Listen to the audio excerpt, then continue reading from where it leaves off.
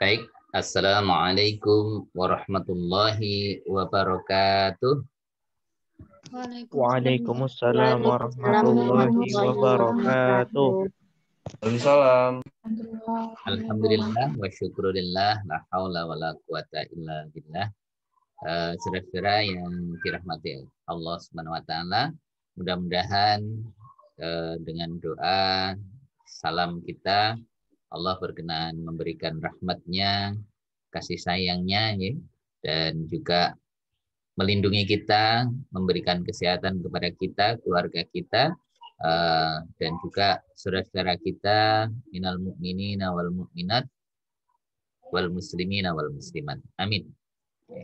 Saudara-saudara yang dirahmati Allah Subhanahu wa taala, kalau pertemuan yang lalu atau pertemuan kedua kita sudah membahas tentang konsep kepemimpinan pendidikan. Apa sih konsep kepemimpinan pendidikan?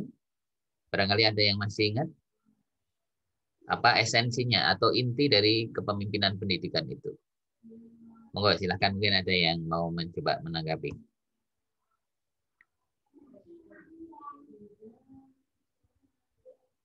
Silahkan, apa kepemimpinan pendidikan? Proses mengembangkan potensi manusia dari guru, orang tua untuk mencapai tujuan dalam pendidikan. Oke, bagus sekali Mbak Mia ya. Jadi sebuah proses ya untuk membangkitkan ya atau mengoptimalkan ya potensi yang dimiliki, kekuatan atau potensi dari para pendidik, peserta didik dan juga orang tua dalam rangka untuk mencapai tujuan pendidikan ya secara umum. Nah, kalau tujuannya apa tujuannya?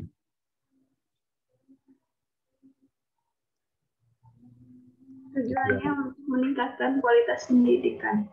Kualitas pendidikan. Jadi pada educational qualification ya, jadi kualifikasi atau qualified ya, pendidikan yang berkualitas gitu.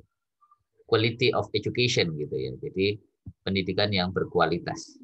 Nah, kalau saya tanya pendidikan yang berkualitas itu yang kayak apa sih?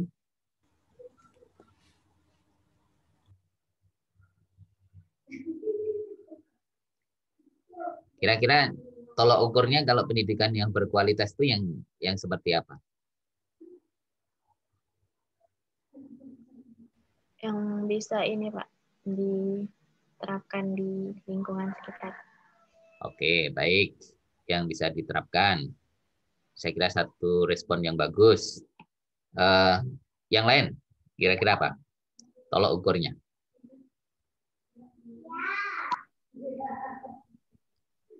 Tenaga pengajar yang memiliki kompetensi, Pak. Pengajar yang memiliki kompetensi. Oke, baik. Ya. Jadi apapun yang namanya pendidikan berkualitas itu adalah sesuai dengan tujuan yang telah ditetapkan gitu. Apakah itu oleh negara, apakah itu oleh institusi pendidikan gitu. Termasuk juga dalam konteks tolak ukur dalam pendidikan Islam gitu ya. Jadi tolak ukur pendidikan Islam. Jadi kalau konteks pendidikan Islam itu kan salah satu tujuan dari pendidikan itu yaitu untuk membentuk insan kamil, ya, manusia yang paripurna gitu ya, yang sehat jasmani rohaninya, sehat dia bisa bahagia di dunia dan di akhirat. Ini salah satunya. Jadi itu kalau menurut Marimba, kemudian menurut Atiyah Abrosi, kalau Al-Ghazali yaitu membentuk akhlak yang mulia. Itu Al-Ghazali. Nah, berarti tolak ukur dikatakan berkualitas kalau mencapai tujuan yang telah ditetapkan. Jadi seperti itu. Kalau di tujuan negara itu adalah mencerdaskan kehidupan bangsa, berarti dikatakan pendidikan berkualitas itu kalau sudah bisa mencapai ini tingkat mampu mencerdaskan kehidupan bangsanya gitu, dan bisa sejajar dengan negara-negara lain di dunia umpamanya seperti itu. Jadi ini tolak ukur ya, tolak ukur dalam sebuah konteks pendidikan ya. Berarti sesuai dengan tujuan yang telah ditetapkan. Baik. Nah, saudara-saudara yang dirahmati Allah Subhanahu wa taala, kalau kemarin kita membahas konsep kepemimpinan pendidikan secara umum, maka pada kesempatan hari ini kita akan mencoba mereview ya. Sesungguhnya kita ingin pertegas kembali. Apa sih sebenarnya konsep kepemimpinan itu sendiri ya? Kemudian bagaimana menurut Islam? Dan prinsip apa ya? Prinsip apa yang harus ada, yang harus dimiliki dan dipunyai oleh seorang pemimpin ya? Ya, prinsip, ya, syarat, dan kemudian karakter seperti apa yang dikehendaki sehingga nanti atau kelak bisa menjadi seorang pemimpin pendidikan yang baik, gitu ya. Nah, sehingga pendidikan itu nanti bisa berjalan secara efektif, ya, efisien, produktif, ya, dan berkualitas, gitu. Nah, baik, saya akan mencoba share materi kaitannya dengan konteks ini dulu ya, tentang konteks pendidikan dulu ya. Kepemimpinan ya, kita mereview tentang apa itu kepemimpinannya secara umum, ini menurut pengetahuan umum. Ini bisa dilihat sudah? Bisa, Pak. Bisa, Oke, Pak. ya. Baik, Bisa, Pak. coba perhatikan apa sih pendidikan itu ya, apa kepemimpinan itu. Kita lihat di sini. Ini menurut pandangan umum ya, common sense gitu ya, atau salah satunya adalah dari Stephen C. Oat. Stephen C. Oat. Menurut Stephen C. Oat, kepemimpinan itu adalah merupakan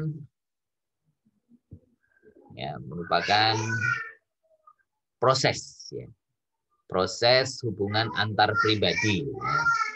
Proses hubungan antar pribadi yang di dalamnya seseorang itu mempengaruhi. Jadi kata kuncinya kepemimpinan itu adalah proses hubungan. Kemudian yang kedua ada upaya mempengaruhi orang lain, mempengaruhi orang lain. Yang dipengaruhi apa? Yang pertama adalah sikap, kepercayaan, dan perilaku. Gitu ya. Jadi itu yang hendak dilakukan terhadap orang lain. Ketika kita mencoba mempengaruhi orang lain, membujuk orang lain, ya, memotivasi orang lain, ya, mengkoordinasi orang lain, itu sebenarnya merupakan bagian dari kepemimpinan. Gitu. Itu menurut Stephen C. Oat. Menurut Edwin Elop dan kawan-kawan, jadi kepemimpinan itu adalah merupakan proses membujuk orang lain untuk mengambil langkah menuju sasaran bersama. Nah, jadi di sini ada endingnya ya. Endingnya itu adalah untuk menuju sasaran atau tujuan yang hendak dicapai secara bersama-sama. Gitu. Jadi bukan hanya sekedar mempengaruhi orang lain, tetapi di dalam mempengaruhi orang lain itu punya tujuan. Gitu. Jadi punya harapan gitu. Yang itu nanti menjadi tolak ukur apakah prosesnya itu sudah sesuai ya atau sudah tercapai atau belum. Gitu. Nah, sehingga kalau disimpulkan dari dua konsep ini kita bisa melihat bahwa kepemimpinan itu adalah relation konsepnya, konsep relasi, konsep hubungan gitu. Nah, dan di situ merupakan sebuah proses, ya. Proses. Jadi ada tahapan-tahapan, step by step. Jadi bukan langsung pada hasil, tapi merupakan sebuah proses. Dan di dalam proses itu ada upaya untuk mempengaruhi orang lain. Ada upaya mempengaruhi orang lain untuk mencapai the goal or objective. Ya, jadi untuk mencapai tujuannya yang telah ditetapkan. Jadi seperti itu. Ini kepemimpinan ya. Jadi kata kunci kepemimpinan itu ya berupa relasi konsep gitu ya. Kemudian di dalam kepemimpinan itu adalah merupakan sebuah proses, ya. Dan di dalam proses itu ada upaya mempengaruhi orang lain dalam rangka untuk mencapai tujuan. Nah, ini definisi lain. Nah, saya percepat saja.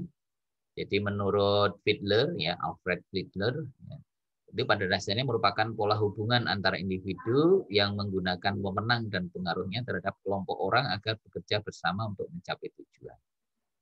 Karena dia adalah orang manajemen, maka di sini lebih diorientasikan bagaimana pola hubungan itu, ya, itu untuk bekerja sama dengan orang dalam rangka mencapai tujuan. Nah, kemudian ada definisi lain yang menyebutkan bahwa itu merupakan proses, ya, proses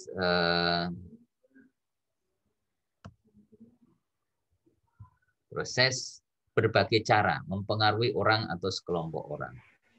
Jadi kalau di sini berbagai cara, ya bisa jadi caranya itu baik dan tidak baik, gitu ya.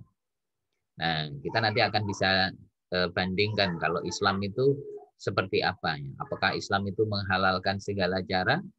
Apakah Rasulullah memberikan contoh seperti itu? Tentu tidak. Jadi prosesnya itu harus baik. Ketika kita ingin memperoleh atau mencapai sesuatu yang baik, prosesnya pun harus baik.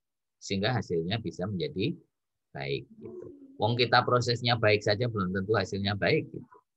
Ya, jadi seperti itu, ya. Bahkan sekarang ini dengan cara yang tidak baik, yang penting hasilnya baik. Nah, itu keliru, ya. Jadi tetap kalau dalam Islam, ya, caranya harus baik sehingga hasilnya itu akan menjadi baik. Makanya Allah itu menilai itu dari usahanya, bukan dari hasil. Ya, jadi seberapa usaha yang dilakukan. Oke. Kemudian mengkoordinasikan dan memotivasi orang-orang dan kelompok untuk mencapai tujuan. Jadi di dalam kepemimpinan itu tidak sendiri, pasti ada orang lain. Nah, orang lain itu dikoordinir, ya, dimanage sedemikian rupa dalam rangka untuk mencapai tujuan. Itu menurut John Fitner. Nah, kemudian menurut Notch dan O'Donnell, yaitu proses mempengaruhi sekelompok orang sehingga mau bekerja dengan sungguh-sungguh untuk meraih tujuan kelompok. Ya.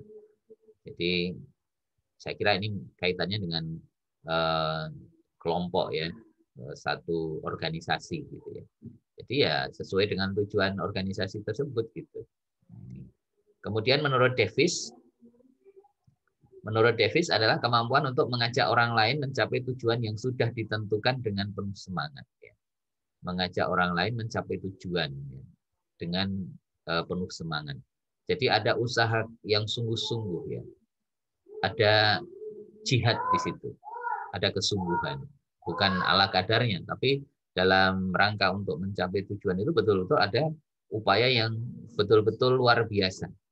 Jadi kerja keras, gitu, tidak ala kadarnya, bukan sekedar alon-alon waton lakon, gitu, tapi ada upaya yang betul-betul. Bahkan bisa jadi di dalam rangka untuk mewujudkan tujuan itu bukan hanya dengan evolusi, tapi dengan revolusi, dengan perubahan yang sangat cepat, gitu ya, gerakan yang sangat cepat, gitu. Nah, ini bisa menurut Davis, ya. Kemudian menurut Wexley dan Yuki dimaknai bahwa kepemimpinan itu adalah mempengaruhi orang lain untuk lebih berusaha mengarahkan tenaga dalam tugasnya atau merubah tingkah laku mereka. Gitu.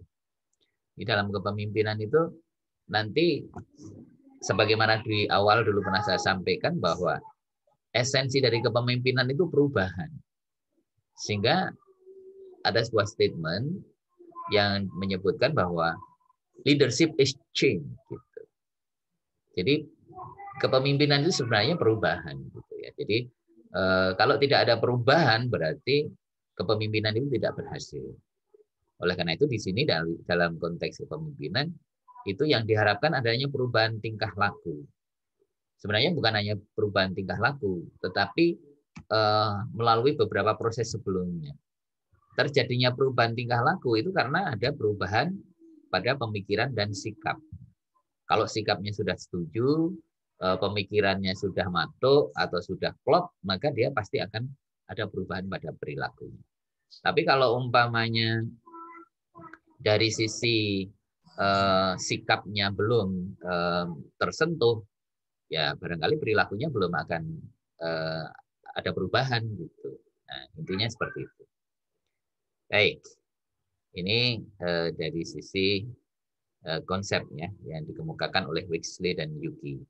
Kemudian ada lagi yang dikemukakan oleh George Terry. Nah, menurut George Terry, kepemimpinan itu adalah mempengaruhi orang-orang untuk bersedia mencapai tujuan bersama.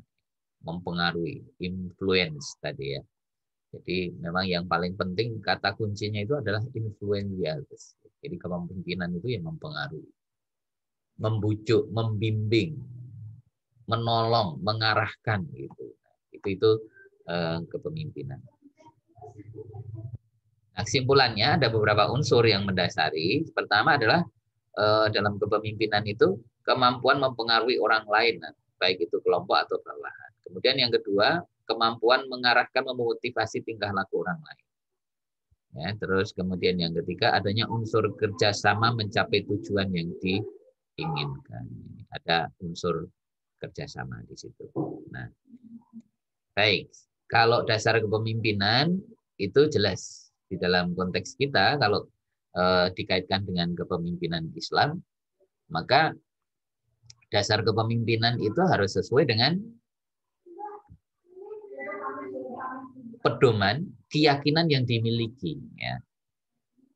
Kalau karena kita sebagai seorang Muslim, maka ya jelas kepemimpinan kita adalah dasar utamanya adalah Al-Quran dan As-Sunnah. Loh Pak, kan kita ini negara Indonesia, negara yang bukan Islam, tapi republik gitu.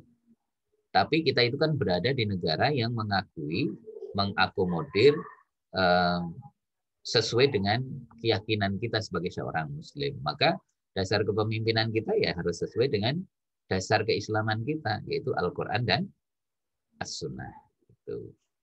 Nah, dasar kepemimpinan itu mengacu pada prinsip al-adalah, al-musawwah, at-ta'adudiyah, dan asyura, serta al-huriyah. Jadi seperti itu. Al-adalah itu adalah keadilan. Al-musawwah itu adalah persamaan. At-ta'adudiyah itu kemajemukan. Asyura itu musyawarah gitu. Al-huriyah itu kemerdekaan. Nah, nanti akan kita lihat. Nah, inilah dasar-dasarnya.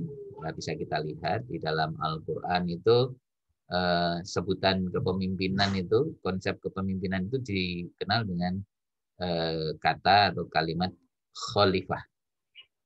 Surat kedua, surat Al-Baqarah ayat 30. Wa idh qala rabbuka lil malaikah inni ja'ilun fil ardi khalifah. Gitu. Kemudian surat 6 ya, Al-An'am ayat 165. Di situ disebutkan dengan khalifah yang tugasnya itu adalah memakmurkan gitu ya. Mengelola alam semesta. Nah, ini. Kemudian di dalam Al-Qur'an ada juga aulia. Ya, jadi aulia jamaknya adalah wali gitu ya. Aulia itu bisa pemimpin, penolong, ya, teman akrab gitu. Itu dapat dilihat dalam surat An-Nisa ayat 144, kemudian Al-Maidah ayat 51, 55, 56 sampai 57. Jadi seperti itu. Kemudian ulil amri gitu. Bahkan tidak hanya itu ya, di dalam surat Ali Imran itu juga ada ya. Jadi dalam surat Ali Imran surat ketiga ayatnya kalau tidak salah 37 gitu ya, di dalam ayat ke-37 itu juga ada gitu ya, tentang kepemimpinan. Kalau di situ prinsipnya tidak boleh mengangkat orang kafir gitu sebagai pemimpin. Kemudian dalam surat ke-9 ya, ke-9 ayat 23 itu juga ada gitu ya. Sebenarnya banyak banget di dalam Al-Qur'an. Tapi ini hanya sebagian yang saya coba tampilkan. Kemudian yang ketiga itu adalah sebutan ulil amri. Ini sering dipakai oleh orang-orang politik gitu ya, untuk mengajak, mempengaruhi orang lain. Ini ayatnya populer. A'udzubillahi minasyaitonirrajim. Ya ayyuhalladzina amanu athi'ullaha wa athi'ur rasul wa ulil amri minkum fa in tanaza'tum fis syai'in farudduhu ilallah wa rasul. Ila akhirih ayat. Ada hal yang penting di situ. Coba perhatikan, ya ayyuhalladzina amanu ati'ullah wa ati'ur rasul. Jadi kata ati'ullah itu diikuti dengan wa ati'ur rasul. Di situ wawunya wawu atofnya. Jadi ketaatan kepada Allah dan Rasul itu apa? Mutlak. Tidak ada tawar-menawar. Tapi coba perhatikan di sambungan atau terusan ayatnya. Wa ulil amri. Wa ulil amri tidak ada wa ati ulil amri. Jadi, wa ati ulil amri gitu ya, tidak ada. Jadi artinya apa? Kalau ketaatan kepada Allah dan Rasulnya itu mutlak, ya, tidak ada tawar-menawar, itu bersifat totalitas. Tetapi kalau ulil amri itu ada syarat di situ, menandakan ada syarat. Berbeda dengan ketaatan kita kepada Allah dan Rasulnya. Nah, jawabannya ada di terusan ayatnya. Fa in tanaza'tum fi syai'in farudduhu ilallah wa rasul. Artinya apa? Kita taat kepada ulil amri, ya meskipun ulil amri itu nanti siapa, itu kan bisa didiskusikan lagi, dibahas lagi. Apakah pemerintah itu otomatis ulil amri gitu? Nah, itu juga menjadi pertanyaan. Nah, tetapi yang paling penting bahwa ulil amri itu bisa harus kita taati juga selama farudhu ilallah wa rasul gitu, bukan wa rasul. Tapi selama ulil amrinya itu adalah taat kepada Allah dan juga taat kepada Rasul atau berpedoman kepada Al-Quran dan As-Sunnah gitu.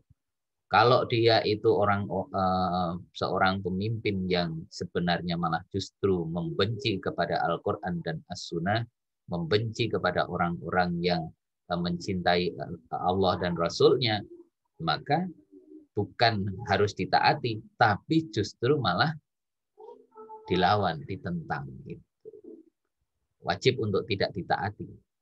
Tapi kalau mereka itu taat kepada Allah dan Rasulnya, wajib kita taati.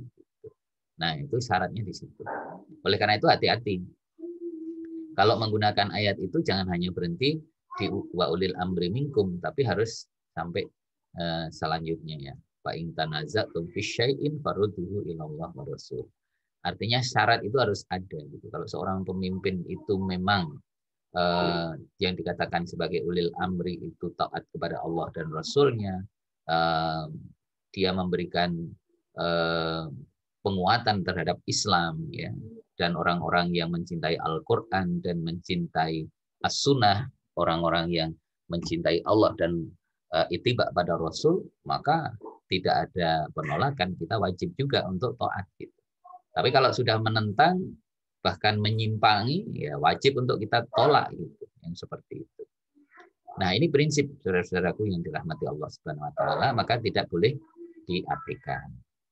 Di dalam Al-Qur'an hadis itu ada imam. Ya, konsep kepemimpinan itu dengan kata imam. Nah, apa ini arti khalifah? Khalifah itu kan wakil, pengganti, duta. Manusia sebagai khalifah bermakna menduduki jabatan sebagai pengganti Allah di muka bumi. Ya, jadi ini enggak enggak macam-macam gitu. Tanggung jawabnya sangat berat. Gitu. Coba perhatikan surat ke-33 ayat 72. Surat 33 itu surat apa? Halo? Surat 33 itu surat apa? Ada yang hafal? Ahzab, Pak. Ahzab. Al-Ahzab. Al-Ahzab. Iya. Faizal. Ayat 72 Anda paham? Ayat 72 itu intinya, isinya bahwa sesungguhnya Allah itu dulu tidak mengamanahkan ya alam semesta ini kepada makhluk selain manusia. Ya, kepada langit dan bumi, kemudian gunung-gunung gitu ya. Disebutkan dalam ayat itu. Tapi mereka menolak gitu. Dan manusia yang menerima. Maka oleh Allah disebutkan di sini zoluman jahula. Manusia itu bodoh gitu ya. Bodoh ya, zalim dan bodoh gitu. Kenapa? Karena menanggung amanah itu berat gitu ya. Ya, sebagai wakil itu kan berat gitu. Tapi manusia menerimanya gitu. Makanya kalau sukses, dia bisa menjalankan amanah dengan baik, maka balasannya sangat luar biasa. Ya. Tetapi kalau kemudian dia bisa mengkhianati, maka itu balasannya juga mengerikan sekali. Nah, ini makna khalifah. Kemudian yang kedua imam. Imam itu kepemimpinan menyeluruh dalam persoalan yang berkenaan dengan masalah keagamaan dan duniawi sebagai pengganti fungsi Rasulullah Shallallahu Alaihi Wasallam. Rasul itu kan sebagai utusan Allah ya, yang tugasnya itu adalah menyampaikan risalah gitu, agar manusia itu taat kepada Allah Subhanahu Wa Taala. Oleh karena itu, imam sering diartikan lebih spesifik untuk menyebut pemuka agama, pemimpin keagamaan atau pemimpin spiritual yang diikuti dan diteladani fatwa atau nasihat-nasihatnya secara patuh ya, oleh pengikutnya. Itu pemaknaan berikutnya ya, yang lebih agak spesifik. Tapi ya sebenarnya itu fungsinya bukan hanya aspek keduniawian ya, tapi juga aspek ukhrawi juga gitu ya, kedua-duanya. Tapi kebanyakan lebih kepada imam itu maknanya kepada aspek keagamaan. Gitu. Nah, kemudian yang ketiga ulil amri tadi sudah saya sampaikan. Tapi siapa ulil amri yang dimaksud adalah pemerintah, ulama, cendekiawan, pemimpin militer atau tokoh-tokoh masyarakat yang menjadi tumpuan umat menerima kepercayaan atau amanat dari umat. Nah, itulah namanya ulil amri. Jadi pemerintah itu bisa disebut dengan ulil amri selama ada catatan. Selama apa? Mereka juga memiliki ketaatan secara mutlak kepada Allah dan Rasul-Nya. Gitu. Kalau saya memaknai seperti itu. Kalau mereka justru menyimpangi seorang yang munafik gitu ya, mengaku Islam tapi perilakunya justru pembenci Islam, gitu. Maka itu tidak bisa dikatakan sebagai ulil amri gitu ya. Nah, oleh karena itu kita bisa mencermati, Anda bisa menilai seperti apa pemerintah kita, layak enggak disebut mereka itu adalah ulil amri. Ya, jadi ini menjadi penting bagi kita. Gitu. Nah, jadi kalau pandangannya, fatwanya, kemudian perilakunya itu masih sesuai dengan apa yang ada di dalam ajaran Islam, sesuai dengan pedoman di dalam Al-Quran dan Al-Hadis, atau juga hukum-hukum Islam, maka bisa dikatakan mereka itu adalah kategori ulil amri. Tetapi kalau sudah menyimpang, tidak bisa. Gitu ya. Menurut saya itu sudah tidak bisa, karena sudah menyimpang dari hakikat ulil amri yang dimaksudkan oleh para tokoh, baik itu Al-Maruhi maupun Mahmud Saltut itu ya. Jadi ini orang-orang cerdik pandai yang dikenal umat sebagai ahli dalam berbagai bidang serta mengerti kepentingan umat. Kalau di tempat kita ini pelajarannya sangat berharga, sangat banyak gitu ya.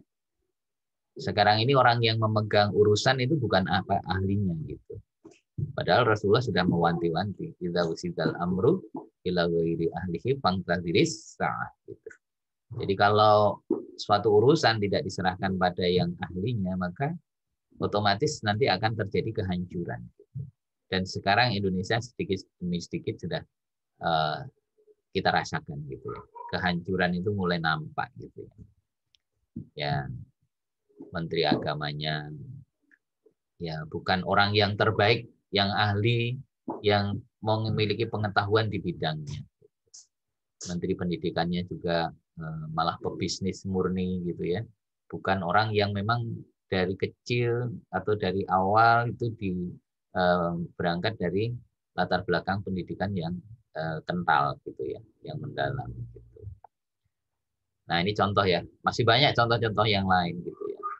Menteri dalam negerinya, ya. Kemudian menteri SDM-nya dan seterusnya ya, itu bukan orang yang ahli dalam bidangnya. Gitu. Ini, karena apa? Lebih kepada kue politik kalau di Indonesia sekarang. Oke, kemudian berikutnya adalah wali atau jamak dari aulia. Sering diartikan sebagai teman akrab, juga pelindung atau penolong. Oke, jadi itu makna-makna yang ada di dalam konteks kepemimpinan. Kemudian ada hadis gitu ya.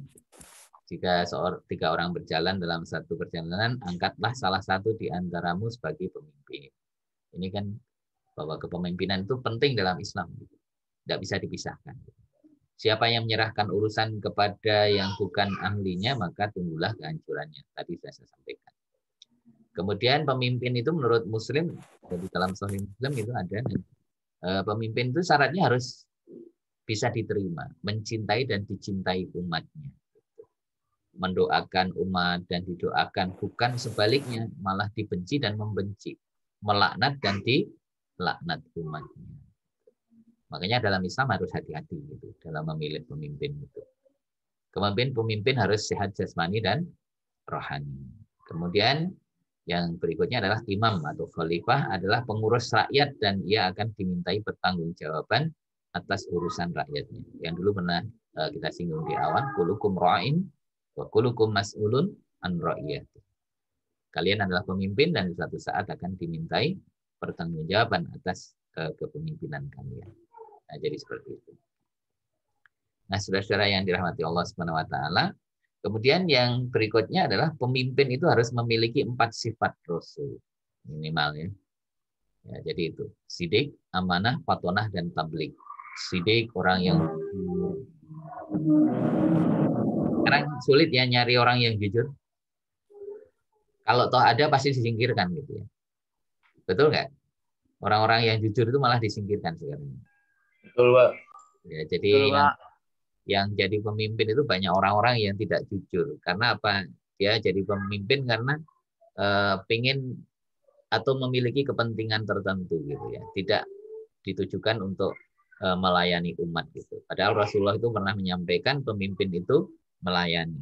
Atau dalam bahasa lain pemimpin itu pelayan gitu. Itu pelayan umat gitu. Nah, ini. Makanya nanti konsep pemimpin itu melayani sebagaimana diterangkan oleh Rasulullah itu nanti melahirkan teori tentang atau konsep yang terkait dengan gaya model kepemimpinan servant leadership ya, kepemimpinan yang melayani gitu, servant leadership. Tapi kalau yang sidik, amanah, fatonah, tabligh itu nanti melahirkan konsep atau teori bahkan kemudian menjadi gaya atau model kepemimpinan disebut dengan prophetic leadership, kepemimpinan kenabian. Karena pemimpin itu paling tidak itu harus memiliki 4 sifat Rasul ini. Kemudian amanah ya, dapat dipercaya gitu. Fatonah cerdas gitu ya. Kemudian tabligh ya, bisa menyampaikan. Ya, seorang pemimpin itu ya harus setiap ucapannya, apa yang dia komunikasikan itu harus mengandung makna gitu ya. Ya. Yes, ini penting ya. Salah satu contoh ya yang kita dapat pelajaran itu mungkin Erdogan ya. Erdogan itu pemimpin Turki yang sekarang meskipun Turki sempat jadi negara yang sangat sekuler ya. Sekian tahun gitu ya, ratusan tahun ya di masa Kemal Pasha itu. Jadi Atatürk itu sebenarnya gelaran yang dia tidak tepat kalau disematkan kepada Kemal Pasha itu. Karena apa? Atatürk itu adalah merupakan sifat terpuji gitu ya. Tapi Kemal Pasha itu kalau disebut dengan Kemal Atatürk sebenarnya kurang tepat. Gitu. Tapi karena dia seorang pemimpin ya dia pengen disemati itu. Gitu. Nah ini saudara-saudara yang dirahmati Allah. Kaitannya dengan beberapa prinsip gitu. Nah, sekarang acuannya ya. Jadi seorang pemimpin itu harus memiliki sifat yang disebut dengan al-adalah, adil. Tidak boleh memihak dan berpegang pada komitmen kebenaran gitu. Jadi pemimpin itu tidak boleh tebang pilih. Ya. Kalau yang sesuai dengan prinsipnya, sesuai dengan konsepnya. Yumna?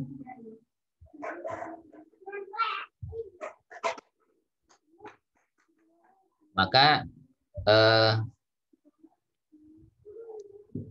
itu tidak bisa kita jadikan contoh gitu.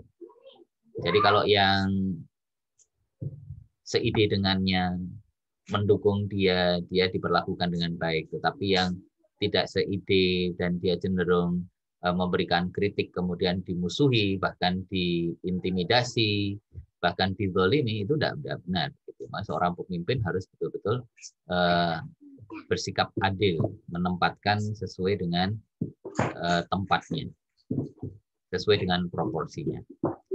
Nah, ini bisa dilihat dasar ayatnya di dalam surat An-Nahl ayat 90 dan juga surat An-Nisa ayat 58. Nah, itu jelas ya. Jadi seorang pemimpin itu harus adil. Bahkan dalam sebuah hadis Rasulullah memberikan contoh gitu. Seandainya Fatimah mencuri, aku sendirilah yang memotong tangannya. Maka Rasulullah itu tidak pilih kasih gitu. Kalau memang orang terdekatnya, orang yang paling dicintai itu berbuat salah, ya harus diberikan hukuman atau diberikan sanksi secara sesuai dengan kesalahannya gitu. Jadi seperti itu. Jadi tidak tebang pilih. Nah, beratnya jadi pemimpin yang adil kayak gitu. Makanya ganjarannya sangat tinggi. Di dalam sebuah hadis disebutkan ya. Jadi ada 7 golongan. Ada 7 golongan yang nanti akan mendapatkan perlindungan di saat tidak ada perlindungan lain kecuali perlindungan Allah Subhanahu wa taala. Siapa di antaranya adalah al-imamul adil. Imam yang adil, imam yang tidak berat sebelah, tidak memihak, tapi dia memperlakukan dengan sangat proporsional, ya. Sangat adil, memperlakukan orang yang salah dan diberikan sanksi, memperlakukan orang yang benar dan dia dibela. Jadi seperti itu. Nah, makanya kalau perbedaannya orang yang adil itu dengan lawannya adalah orang yang zalim. Maka orang yang pemimpin yang zalim itu ganjarannya ya neraka jahanam gitu ya. Nauzubillahi min dzalik gitu. Nah, bahkan di dalam Al-Qur'an itu Allah Subhanahu wa taala ya sudah memberikan rambu-rambu ya, meskipun itu bersifat umum. Dalam surat ke-7 ayat 179 itu besok kebanyakan manusia itu adalah penghuni neraka jahanam. Ada yang hafal? Surat ke-7 ayat 179. A'udzubillahi minasyaitonirrajim. Walaqad dzara'na li jahannama katsiran minal jin wal ins. Terusannya. Lahum qulubul la yafqahuna biha wa lahum a'yunun la yubsiruna biha wa lahum adhanun la yasma'una biha ulaika kal an'am bal hum adall ulaika humul ghafilun. Itu sangat jelas gitu. Bahwa kebanyakan penghuni neraka jahanam itu besok kebanyakan dari jin dan manusia. Nah, salah satunya adalah manusia-manusia yang zalim itu. Yang dia diberi hati tapi tidak bisa menggunakan hatinya itu untuk melihat mana yang hak dan yang batil gitu ya. Kemudian dia diberi penglihatan tapi tidak bisa melihat mana yang benar, mana yang salah gitu. Diberi pendengaran tapi tidak bisa membedakan mana yang baik dan yang buruk gitu. Oleh Allah disebutkan ulaika kal an'am gitu. Disebutkan seperti binatang ternak gitu. Balhum adall gitu. Lebih dari itu gitu. Bahkan lebih dari itu. Melebihi binatang perilakunya. Nah, kadang-kadang kan memang seperti itu. Pemimpin yang zalim itu kan seperti itu. Melebihi binatang perilakunya. Kadang-kadang tidak memiliki rasa kemanusiaan gitu. Punyanya rasa kebinatangan gitu. Ya, jadi seperti itu. Ya na'udzubillahi min dzalik. Nah, ulaika humul ghafilun, mereka itulah orang-orang yang lalai. Lalai di dalam menjaga amanah Allah Subhanahu wa taala, baik itu melalui hatinya, penglihatannya maupun pendengarannya. Gitu. Coba Anda kaitkan dengan surat apa? 16 ya, surat 16 ayat 78. Surat 16 itu surat apa? Halo? Nahl, Pak. Surat ke-16 itu surat An-Nahl ya, ayat 78. Wallahu akhrajakum mim butuni ummahatikum la ta'lamuna syai'an. Wa ja'ala lakum sam'a wal absar wal afidah la'allakum tashkurun. Jadi Allah itu sesungguhnya mengeluarkan kita dari rahim ibu kita masing-masing itu ya, dari perut ibumu gitu ya, ibu kalian la ta'lamuna syai'a, awalnya itu tidak tahu menahu gitu ya.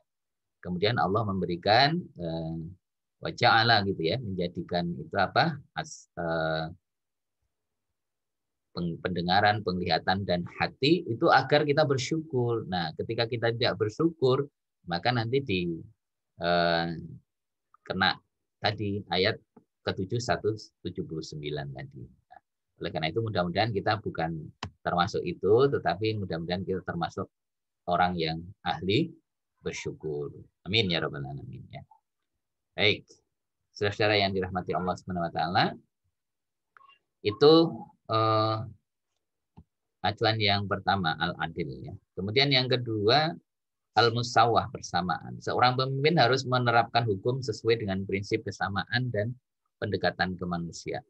Ini sesuai dengan surat Al-Hujurat ayat ke-13 ya.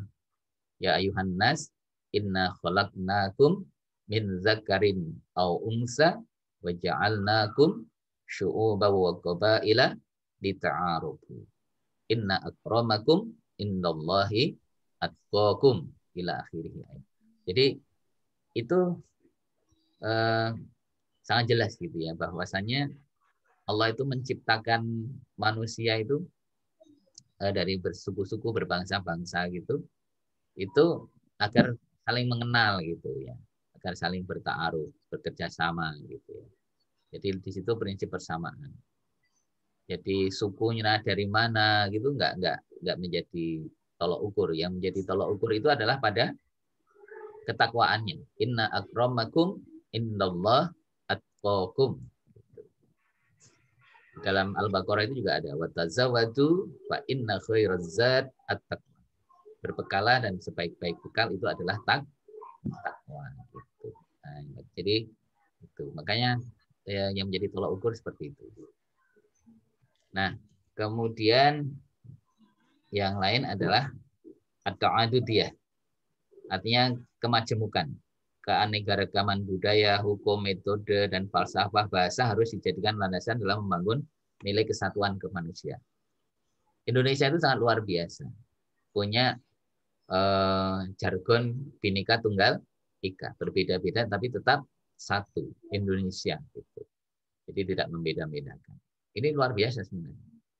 Tapi dalam prakteknya sekarang banyak juga orang-orang yang karena punya kepentingan dengan Indonesia gitu, terutama yang bermata sipitnya atau Chinese itu yang ingin menguasai Indonesia dengan dalih awalnya memberikan bantuan, tapi lama-lama karena bantuannya terlalu besar, nggak bisa bayar utang, nanti lama-lama Indonesia jadi miliknya gitu. Itu kira-kira targetnya memang seperti itu. Karena itu sudah terbukti dari berbagai negara gitu. Ya di Italia gitu ya, salah satunya dulu berkiblat ke Amerika, kemudian terus berpindah ke Cina, akhirnya sekarang Italia negara dulu yang negara besar gitu ya di Eropa, salah satu negara Eropa itu akhirnya sekarang mulai mengalami keterpurukan. Kalau negara-negara Afrika sudah sangat banyak gitu ya, yang kerjasama dengan Cina yang akhirnya sekarang menjadi bukan ya semacam apa ya budak di negeri sendiri gitulah kira-kira seperti itu, karena semuanya sudah dikuasai Cina. Bahkan mohon maaf ini sekedar sharing.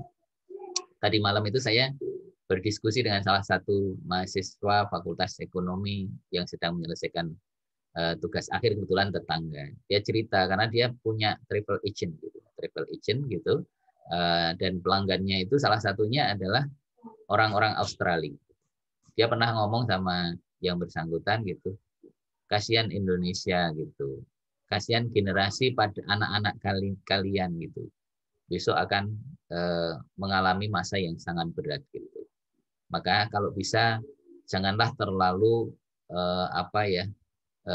Chinese centris gitu. Nah ini orang lain ya yang memperhatikan Indonesia, karena dia melihat tahu bahwa Indonesia itu sekarang sudah dalam ancaman besar gitu. Ya, jadi ini, maka kita harus hati-hati ya dengan kondisi seperti itu. Kemudian yang berikutnya adalah kemerdekaan. Ya, artinya pemimpin itu harus menjamin kemerdekaan, kebebasan individu untuk tanpa membedakan agama, warna kulit, ras, status sosial, dan seterusnya. Kebebasan berpikir, kebebasan berbicara, berekspresi, gitu ya. Ini penting. Gitu. Memang Indonesia secara de facto sudah merdeka, tetapi secara de jure, secara esensial sebenarnya belum merdeka. Ekonomi sekarang sudah dikuasai asing. Gitu ya. Kita sekarang tidak bisa bebas mengkritik, memberikan masukan-masukan gitu. Bahkan kalau sekarang ini kita terlalu keras mengkritik pemerintah, bisa-bisa nanti diciduk gitu oleh mereka.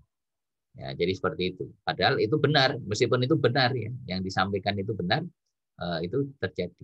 Bahkan tadi ada sebuah kasus yang disampaikan oleh teman Anda di kelas lain yang menyatakan bahwa dulu ada sebuah kasus yang viral itu ya. Seorang guru dia memposting jalannya yang rusak gitu ya di media sosial, dan akhirnya apa? Kepala desanya nggak terima gitu ya. Kemudian malah dilaporkan. Padahal kan menyampaikan baik gitu ya. Nah, berarti di situ kepemimpinan di wilayah tersebut nggak benar gitu. Ada sesuatu yang nggak berjalan dengan seharusnya gitu. Nah, bisa jadi dia memposting itu karena tahu bahwa di situ dana sudah turun, tapi kenapa kok belum direalisasikan gitu. Nah, ini bisa jadi seperti itu. Nah, makanya di sini pentingnya kebebasan menyampaikan gitu, memberikan kritik gitu. Maka Rasulullah pernah bersabda, berbahagialah orang yang dikritik. Gitu. Maka para sahabat bertanya, maksudnya bagaimana ya? Karena dengan dikritik itu akhirnya kita bisa mengerti apa kekurangan kita. Gitu ya. Kemudian yang berikutnya adalah asyura. Di dalam kepemimpinan itu yang paling penting ya dalam Islam itu adalah asyura, musyawarah. Gitu. Ini penting ya. Jadi untuk membuat keputusan itu lebih baik dengan musyawarah. Memilih pemimpin sebaiknya itu juga dengan musyawarah. Tapi kalau di kita karena sistemnya memang tidak dijadikan landasan utama gitu, ya musyawarah itu malah banyak diabaikan gitu. Nah, jadi seperti itu. Nah, ini beberapa hal yang ada pada kita. Baik, sampai di sini mungkin ada yang bertanya, dipersilahkan, monggo. Atau menanggapi, merespon, dipersilahkan. Silakan, monggo. Oke. Ya, baik. Ini ada pertanyaan yang sangat bagus nih ya dari Mas Al-Kindi gitu ya. Bertanya tentang surat An-Nisa ya. Ya, surat An-Nisa. Ya, surat An-Nisa. Apakah itu betul surat ayatnya 33? Coba dicek lagi ya. Kalau nggak salah bukan ayat 33-nya. Ar-rijalu qawwamuna 'alan nisa gitu. Itu kalau nggak salah ayat yang ke 30 kalau nggak salah. Ya 34. Betul. Setahu saya 34. Nah, itu menurut para mufassir itu ada dua pandangan. Jadi sebagian mufassir menyebut bahwa ayat itu adalah berlaku secara umum gitu ya. Mau di rumah tangga, mau dalam konteks yang kenegaraan, maka ayat itu tetap berlaku. Maka pemimpin itu harus laki-laki. Intinya seperti itu. Nah, nanti dapat kita lihat alasan seperti Al-Ghazali, Al-Maududi itu lebih mengacu pada itu. Tetapi Ada juga yang menyebutkan bahwa ayat itu terkait khusus dengan rumah tangga. Jadi kalau dalam rumah tangga ya pemimpin itu adalah laki-laki. Tapi kalau dalam konteks umum, dalam kemasyarakatan, kenegaraan, maka tidak harus itu. Ya, maka boleh perempuan itu jadi pemimpin kepala negara. Nah, itu menurut beberapa pandangan seperti itu. Nah, kalau saya Mas, kalau saya ini saya pendapat saya juga punya pendapat. Kalau saya selama itu masih ada laki-laki, maka laki-laki itulah yang harus menjadi pemimpin utama. Ya, apalagi dalam konteks negara gitu. Itu lebih baik itu yang kita kedepankan. Saya termasuk mohon maaf ya ini termasuk tidak setuju. Tampaknya di kita ini sekarang sudah mulai karena alasan toleransi, pluralisme gitu ya, liberalisme gitu. Wanita ini akhirnya sekarang bisa melakukan atau dipilih dalam menjadi pemimpin dalam berbagai konteks. Contoh di Amerika ada satu aliran yang dipimpin oleh Aminah Wadud gitu ya. Yang kemarin Aminah Wadud itu diundang oleh UIN Sunan Kalijaga, ya Sunan Kalijaga untuk memberikan kuliah perdana gitu, memberikan ini. Dan kita tahu bahwa salah satu pendapat dari Aminah Wadud. Aminah Wadud itu mengatakan bahwa imam sholat itu tidak harus laki-laki, tapi imam sholat itu boleh perempuan. Khutbah itu juga tidak harus laki-laki, tapi boleh perempuan. Nah ini kan sudah mengkhawatirkan sekali karena alasan mereka adalah emansipasi gitu ya. Nah semata-mata karena itu. Tetapi kita mestinya harus melihat ya, melihat secara jelas rambu-rambu ya usulnya gitu ya. Bagaimana Rasulullah memberikan contoh pada masa lalu gitu. Nah saya kira seperti itu Mas. Jadi menurut pendapat saya selama itu masih ada laki-laki yang memiliki kapasitas untuk itu, saya lebih cenderung bahwa untuk menjadi konteks ayat itu adalah berlaku umum, baik itu dalam rumah tangga maupun juga dalam konteks yang umum gitu. Jadi seperti itu. Tidak hanya dalam konteks rumah tangga saja. Makasih Mas. Ya Pak, terima kasih Pak. Oke. Yang lain monggo silahkan kalau ada yang ingin menanggapi atau bertanya. Pak, izin bertanya Pak. Oke, mangga Mas Evan. Sebelumnya mohon maaf apakah kedengaran Pak suara saya Pak? Alhamdulillah kedengaran Jelas, dengan baik ya.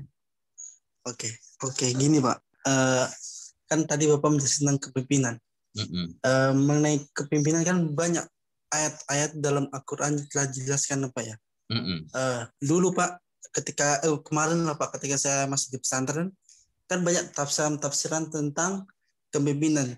Jadi bahwasanya kalau ada orang hanya menafsirkan secara akal, itu kan tidak bisa Pak. Harus bisa dapat dari referensi atau takbir dari salafus soleh ataupun dari para ulama terdahulu Pak. Tidak bisa ditafsirkan secara masuk akal saja, tidak bisa Pak ya. Betul. Jadi kan sekarang kita banyak Pak Ustadz, padahal Bapak tahu Ustadz tuh kalau di luar negeri itu julukannya kan profesor Pak. Namun kalau di Indonesia Ustadz tuh populer sekali ketika dia sudah naik haji ataupun sudah umroh tuh dipanggil Ustadz. Nah, bagaimana Bapak mengenai tentang kepemimpinan ataupun Ustadz cara mensyiarkan kepemimpinan itu Pak di masyarakat sekitar Pak. Oke, terima kasih Mas Irfan. Saya sepakat dengan penjenengan bahwa untuk menafsirkan itu harus ada marojiknya yang jelas gitu ya. Kalau itu ayat itu ya bisa tafsir dari ayat per ayat, bisa juga dari hadis gitu ya yang menjelaskan tentang itu dan juga dari para ulama salafus soleh gitu. Nah itu saya sangat setuju gitu. Makanya kalau di sekarang ini kan banyak muncul para orang-orang yang mengaku ya mungkin sebagai ahli ustadz gitu. Tapi tafsirannya sama sekali tidak ada rujukannya di dalam ayat Al-Quran, menggunakan ayat Al-Quran ataupun hadis-hadis gitu ya. Nah menurut saya Kalau yang seperti itu harus hati-hati. Ya, jadi meskipun dia populer ya, terkenal di tempat kita, menurut saya tidak harus diikuti. Seperti tadi yang saya sampaikan dalam surat An-Nisa, menjelaskan surat An-Nisa ayat 59 tadi. Maka ketika dia memposisikan diri atau diposisikan, ya, bukan hanya memposisikan, tapi diposisikan oleh orang, sebagian orang, dia sebagai ustadz atau apa, tetapi pandangannya itu justru bertentangan dengan nas yang qat'i dari Al-Quran maupun Al-Hadis, menurut saya tidak harus diikuti. Ya, jadi tidak harus diikuti. Kita lebih baik kembali kepada teksnya di dalam Al-Quran maupun Al-Hadis. Itu yang menjadi rujukan utama. Karena apa? Kalau saya punya dasar begini.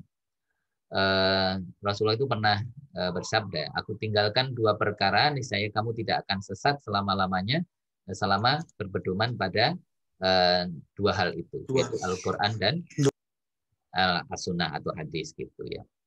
Kemudian ada hadis lain yang juga penting gitu ya. Man amila amalan laisa fihi amruna fahuwa raddun gitu. Jadi kalau seseorang itu melakukan sebuah amalan, ya apakah itu dari pemikiran atau mungkin dari sebuah konsep yang kemudian itu menjadi sebuah sikap dan perilaku, tetapi tidak ada dasarnya di dalam Al-Quran maupun As-Sunnah atau dalam referensi-referensi yang itu dinaskan di dalam ajaran Islam, maka bahwa rudun, maka dia akan tertolak. Nah, itu yang perlu kita jadikan rambu-rambu gitu ya. Jadikan rambu-rambu. Maka kita harus betul-betul hati-hati dalam konteks ini. Nah, menurut saya seperti itu, Mas. Ya, sehingga dalam konteks memaknai seperti itu, apalagi sekarang di era liberalisasi ini, dan memang banyak tujuannya itu memang mau mengkaburkan gitu ya, mau menghilangkan konsep-konsep yang ada di dalam Al-Quran maupun Al-Hadis, dan diganti dengan konsep-konsep yang lebih aktual berdasarkan pemahaman nalar logika biasa gitu, atau tanpa lebih mengedepankan pada mufasir-mufasir yang memang sudah diakui gitu, maka itu harus hati-hati.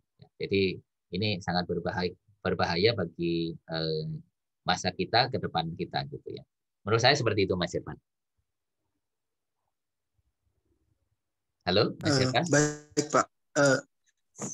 Ini Pak, boleh saya menanggapi lagi, Pak? Boleh, monggo silahkan. Terkait tadi tentang seorang pemimpin yang ketika dia menjabat, dia tidak bertanggung jawab dalam melaksanakan tanggung jawabnya.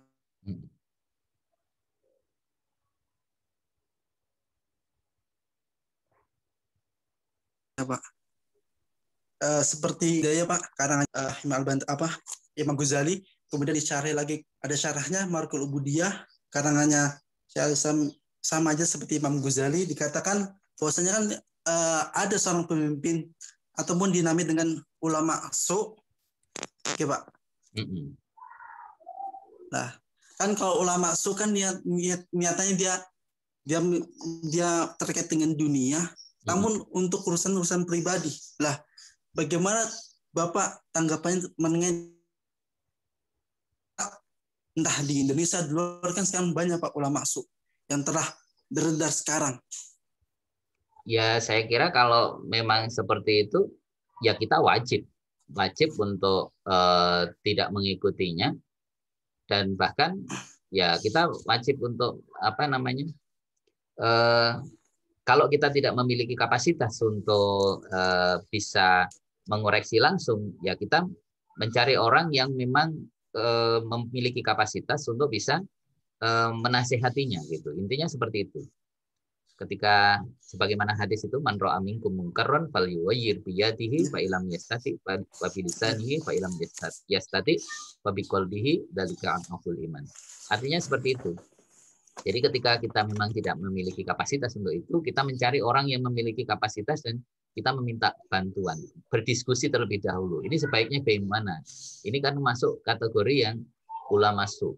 Dia menyalahi gitu ya, menyalahi hukum-hukum yang sudah qat'i mamanya ya. Apalagi yang sudah qat'i berani menyalahi, wah itu sudah tidak perlu rekomendasi lagi. Sudah tinggalkan saja gitu ya. Meskipun dia punya jabatan atau kedudukan. Nah, salah satunya ya kita harus berusaha untuk tetap melakukan amar ma'ruf nahi mungkar melalui dengan berbagai cara tadi, yang tentunya kalau kita memang tidak punya kapasitas, kita mencari orang yang memiliki kapasitas atau menitipkan pesan kepada orang yang memiliki kapasitas untuk bisa mengingatkan hal itu.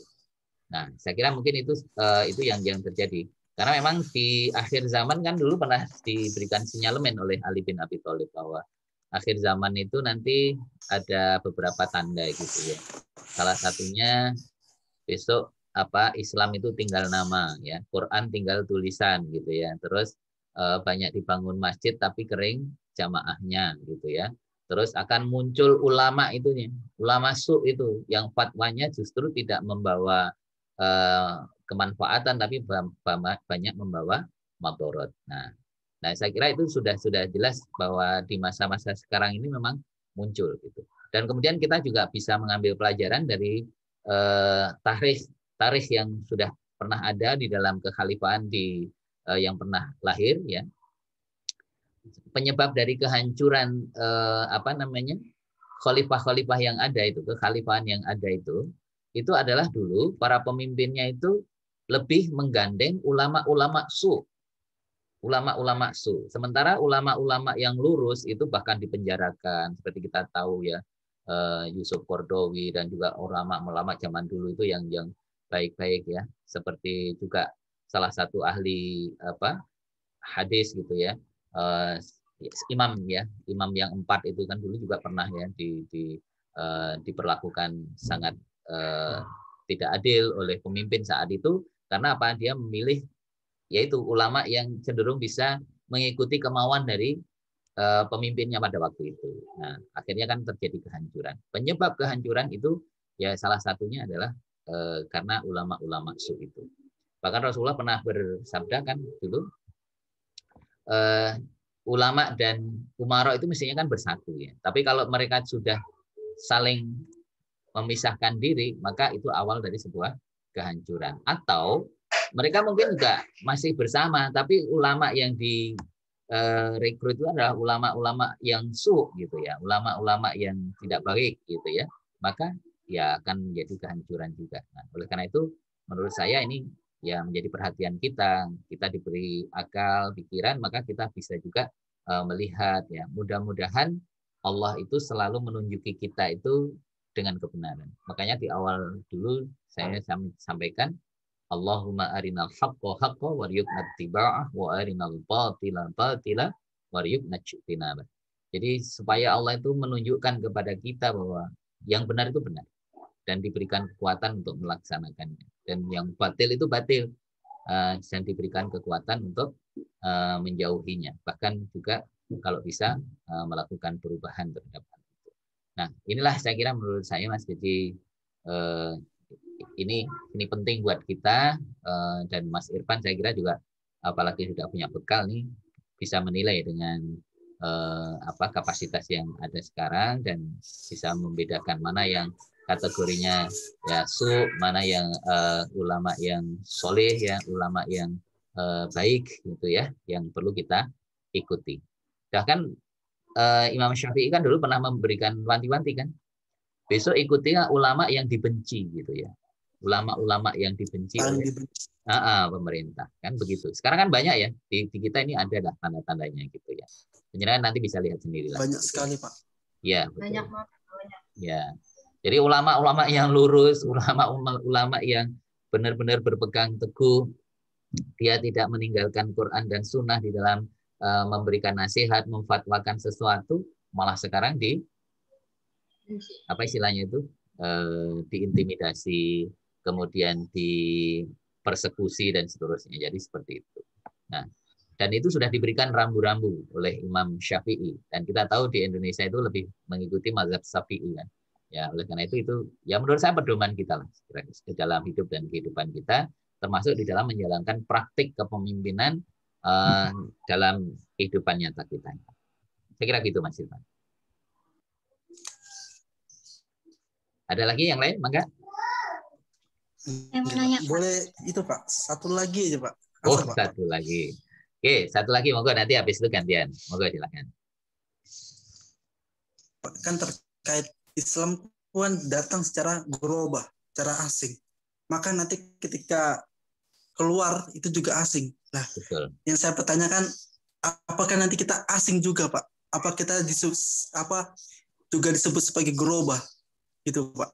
Ya, itu hadis itu sangat populer dan kebetulan menjadi panduan saya di dalam menjalani hidup dan kehidupan kita. Kita jangan merasa risau karena memang Rasulullah sudah memberi rambu-rambu. Islam itu awalnya itu adalah mula-mula asing dan suatu saat nanti akan menjadi asing. Dan berbahagialah al-ghuraba. Siapa? Yaitu kata para sahabat, siapa itu wahai Rasulullah? Nah, maka Rasulullah menjawab, yaitu orang-orang yang menghidupkan sunnahku, gitu ya. Kira-kira seperti itulah. Intinya orang yang masih tetap setia mengikuti apa yang dituntunkan oleh Rasulullah, ya, mengikuti sunnah-sunnah beliau. Ya, di saat orang lain itu sudah mulai meninggalkannya. Gitu. Contoh ya dalam kehidupan yang sederhana. Dalam kehidupan sekarang ini dengan alasan pesta, standing party gitu. Kalau dalam Islam standing party itu makan minum sambil berdiri itu diajarkan nggak oleh Rasulullah? Tidak. Tidak. Tapi prakteknya gimana sekarang? Kalau Anda tidak mengikuti itu, Anda ketinggalan zaman. Anda ini orang jadul. Ya gitu kan, kira-kira seperti itu. Tapi kalau kita memang punya prinsip, kalau saya sudah biasa, dan saya berusaha istiqomah, kalau umpamanya memang tidak disediakan, ya saya akan tetap ambil, minum, tapi sambil duduk. Dimanapun saya bisa duduk. Tapi kalau memang tidak memungkinkan, lebih baik enggak. Jadi umpamanya di pesta pernikahan. Ya yang penting apa? Kita datang mendoakan. Intinya mendoakan itu kan. Nah setelah itu langsung pulang, selesai gitu ya. Nah itu salah satu contoh. Mungkin kita dianggap asing, aneh. Kok itu aneh-aneh sih si A itu ya, tidak seperti biasanya orang pada apalagi tangan kiri lagi, aduh, terus tidak dihabiskan lagi semuanya dicicipi tapi tidak dihabiskan. Itu kan jelas sudah banyak karena Rasul kan di dalam Islam berbuat sesuatu yang mubazir itu kan dilarang gitu ya. Di dalam Al-Baqarah itu kan ada itu. Nah, ini kan contoh gitu ya. Nah, oleh karena itu dalam konteks seperti itu, ya menurut saya, ya kita jangan risau dengan nanti predikat itu, karena apa? Prinsipnya kita mengikuti apa yang dituntunkan oleh Rasulullah.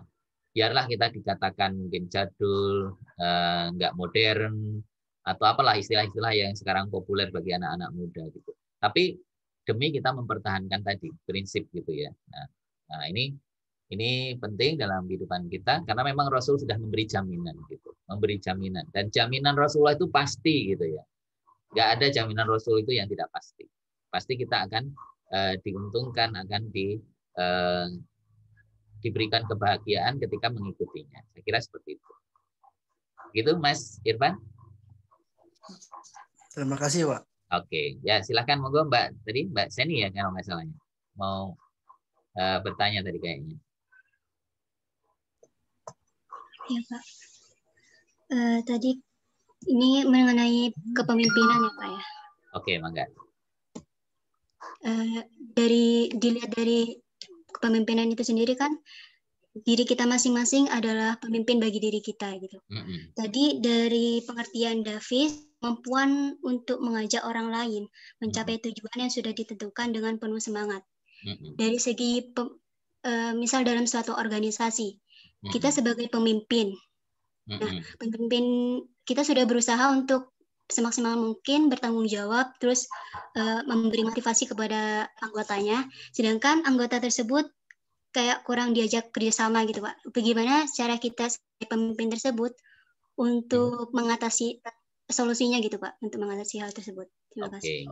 Ya, saya kira bagus ya, bahwa dalam konteks kepemimpinan kita memang tidak bisa sendiri ya, tapi kita melibatkan orang lain. Karena memang dalam berbagai definisi tadi itu lebih banyak dikaitkan dengan dalam struktur organisasi ya. Jadi dalam organisasi. Tapi dalam konteks Islam sendiri sebenarnya kepemimpinan itu kan juga bisa menyangkut aspek pribadi, ya. Karena Rasulullah pernah menyampaikan bahwa kepemimpinan itu ya salah satunya itu adalah memimpin diri sendiri. Makanya kalau orang itu bisa sukses memimpin dirinya, bisa mengendalikan hawa nafsunya, insya Allah dia akan bisa lebih sukses mengendalikan orang lain. Gitu. Tentu dalam konteks ini, ketika dia memiliki kapasitas sebagai seorang pemimpin, dia akan mampu, pertama dia menunjukkan bisa memulai dari dirinya sendiri, ibda' binafsi. Ya. Jadi dia memberi contoh dari dirinya, dan kemudian dari contoh itulah kemudian dia bisa mengajak orang lain. Tetapi dalam konteks itu, karena yang kita ingin pengaruhi gitu ya, yang kita ingin motivasi, yang kita ingin koordinasi, yang kita ingin manage itu adalah orang yang dia juga punya kepentingan, punya kemauan, punya prinsip, maka itu tidak mudah. Seringkali kita dibenturkan ada pihak-pihak lain yang kita ajak tapi malah justru berbalik. Nah, yang paling penting adalah kita sudah bisa menunjukkan kepada mereka bahwa kita sudah memberi contoh yang baik, kemudian kita sudah bisa menggunakan ajakan-ajakan yang baik, dan kemudian ketika mereka itu tidak mau, ya sudah, yang penting kita sudah menyampaikan berbagai konsekuensi yang akan dia dapat ketika mereka tidak mau mengikuti ajakan-ajakan kita. Ya, karena Rasulullah sendiri berdakwah orang yang terbaik aja banyak juga yang masih menolak, apalagi kita kan prinsipnya seperti itu. Ya, yang paling penting adalah seorang pemimpin itu tidak boleh putus asa, tetap berusaha untuk mengajak dan mengajak, gitu ya. Nah, itu yang paling penting seperti itu, sehingga tidak perlu harus putus asa ya. Kalau umpamanya salah satu caranya, oh si A itu kenapa kok diajak nggak bisa? Anda tahu ada orang yang dapat mempengaruhi dia. Dia coba Anda mengajak orang lain, lewat orang lain itu untuk mengajak orang yang bersangkutan. Nah, itu salah satu caranya. Kalau itu nggak berhasil, ya sudah. Kita dengan berdoa aja ya. Ya, mudah-mudahan suatu saat dia akan bisa mengerti dan kemudian mengikuti. Karena apa yang saya sampaikan, yang kita lakukan itu adalah insya Allah baik. Gitu ya. Ijtihad kita adalah ijtihad yang baik. Saya kira begitu Mbak Jenny ya. Karena memang kita tidak bisa memaksa juga hati orang lain ya. Rasulullah aja ketika mengajak pamannya itu ya nggak bisa kan? Maka dijawab oleh Allah, innaka latahdi man ahbabta walakinallaha yahdi man yasha. Wahai Muhammad, kamu itu tidak mungkin mengajak atau memberikan petunjuk kepada orang yang kamu cintai. Sesungguhnya yang bisa memberikan petunjuk itu hanyalah Allah. Allah lah yang bisa menunjuki siapa yang dikehendakinya. Kira-kira seperti itu ya. Yang penting kita tetap ikhtiar dengan maksimal. Begitu Mbak Jenny? Iya Pak. Terima kasih Pak. Sama-sama. Oke. Nah ini sekedar untuk memberikan gambaran. Ini kalau tentang kepemimpinan Islam ya. Ini saya ambilkan dari salah satu definisi dari buku kepemimpinan yang ada di UII gitu. Dulu yang buku kepemimpinan Islam itu. Yaitu kegiatan menuntun, membimbing, memandu, dan menunjukkan jalan yang diridhoi oleh Allah Subhanahu wa Ta'ala. Jadi kata kuncinya, kepemimpinan Islam itu adalah mengambil jalan yang diridhoi oleh Allah Subhanahu wa Ta'ala. Kalau kita mengajak kepada sesuatu, tetapi sesuatu itu justru dibenci atau dilarang oleh Allah Subhanahu wa Ta'ala, maka kita harus hati-hati. Yang intinya itu bukan termasuk kriteria kategori dalam konteks kepemimpinan Islam. Lupa kenapa kok Bapak menyebutkan ini, padahal konteks kita kan kepemimpinan pendidikan secara umum. Saya tidak bisa melepaskan bahwa kita ini adalah berada dalam institusi pendidikan Islam, dan kemudian kita sendiri adalah sebagai seorang Muslim. Maka prinsip itu harus tetap kita miliki, harus kita punyai. Oleh karena itu, kepemimpinan Islam adalah mengacu pada dua fungsi, yaitu sebagai khalifah dan Abdullah. Sebagai khalifah, kita adalah menjadi wakil Allah, sedangkan sebagai Abdullah kita memiliki kepatuhan, kewajiban secara totalitas mengabdi kepada Allah Subhanahu wa Ta'ala. Nah, kira-kira seperti itu. Nah, inilah beberapa hal yang penting, sehingga ini sekitar pendapat saja ya. Jadi itu beberapa pandangan yang terkait dengan kepemimpinan.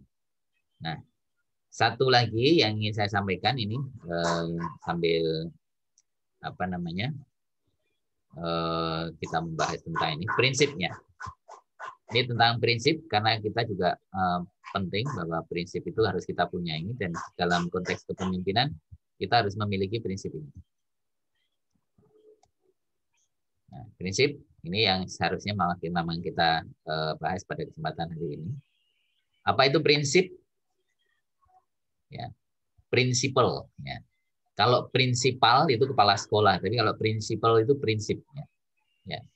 Principle is a fundamental truth or a proposition that serves as the foundation for a system of belief or a behavior or for a chain of reasoning. Jadi sebenarnya di sini kata kuncinya adalah sebuah ya kebenaran ya yang mendasar gitu. Ya. Jadi menjadi fondasi dari sistem kepercayaan atau keyakinan gitu. Nah, yang mendasari ini ya alasan-alasan gitu ya. Itu salah satu definisi ya. Atau ada juga yang menyebutkan bahwa prinsip itu adalah sebuah ide dasar ya, atau aturan yang menjelaskan atau mengendalikan bagaimana sesuatu itu terjadi atau berjalan atau bekerja gitu. Jadi seperti itu. Kemudian ini yang lebih banyak saya pakai itu adalah yang ketiga.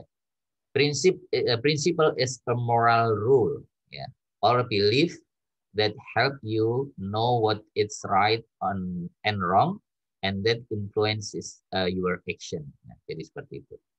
Jadi ini sebuah aturan moral atau sebuah keyakinan yang membantu Anda mengetahui benar salah gitu ya. Yang benar dan yang salah, dan mempengaruhi tindakan Anda. Nah, sering juga disebut dengan sebuah kebenaran dasar atau teori gitu, atau sebuah ide yang membentuk dasar dari sesuatu gitu. Nah, ini prinsip gitu ya. Kalau menurut KBBI, Kamus Besar Bahasa Indonesia, itu disebut dengan asas prinsip itu, yaitu kebenaran yang menjadi pokok dasar berpikir, bertindak, dan sebagainya. Oleh karena itu di dalam konteks kepemimpinan gitu ya, kita harus punya asas gitu, harus punya landasan gitu, yang itu menjadi dasar kita berpikir, bertindak gitu ya, bersikap gitu ya. Nah itu harus punya. Setiap orang harus punya itu. Nah kemudian menurut bahasa Arab ini penjelasannya ada percept, base, origin, essence, source, fundament. Ya. Dengan demikian prinsip merupakan dasar atau landasan yang dimiliki seseorang yang menjadi pedoman acuan dalam berpikir, bersikap, dan bertindak. Nah, dalam hidup dan kehidupan ini kita perlu nggak punya prinsip? Halo? Perlu, Kak. Kehidupan kita perlu punya prinsip nggak? Perlu, Pak. Sangat perlu. Sangat perlu. Ya, kalau kita tidak punya prinsip itu nanti kita akan dimainkan orang, akan menjadi tempat gitu atau sebagai lahan bagi orang lain untuk ya mempengaruhi kita gitu.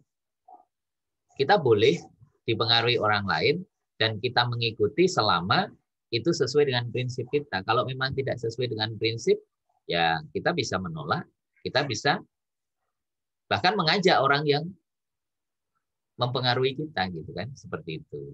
Nah, inilah hal penting ya dalam konteks prinsip. Kemudian dari sini maka sumbernya itu kalau kita ya sebagai seorang muslim ya tidak boleh tidak. Sumber utamanya adalah Al-Qur'an dan Al-Hadis. Bisa ditambah dengan ijma, qiyas gitu ya. Maslahah mursalah gitu ya. Al-urf ya, kemudian ya macam-macam ya. Yang contoh yang itu memang menjadi landasan ya di dalam konteks landasan dalam ajaran Islam. Tapi utamanya ya Al-Qur'an dan Al-Hadis itu atau As-Sunnah. Ini prinsipnya tadi sudah saya jelaskan lebih lanjut. Nah, itu kemudian, nah prinsipnya itu yang menjadi prinsip dalam kepemimpinan Islam itu yang harus kita pegang teguh, dan ini harus kita pakai dimanapun kita berada, termasuk dalam konteks institusi. Nanti kalau ini ada, maka kita harus tetap menggunakan ini. Pertama adalah kita harus menghadapkan jadi prinsip al-adalah, al-musawah, at-ta'adudiyah, kemudian asyura dan al-huriyah. Kemudian yang kedua, tidak mengambil orang kafir sebagai pemimpin. Ini penting. Ya, ini penting banget ini. Bagi kita sebagai seorang muslim, ini Quran sangat banyak itu menjelaskan tentang hal ini ya. Maka kita harus hati-hati. Kalau kita menjadi seorang muslim ya tidak boleh menyalahi panduannya gitu ya.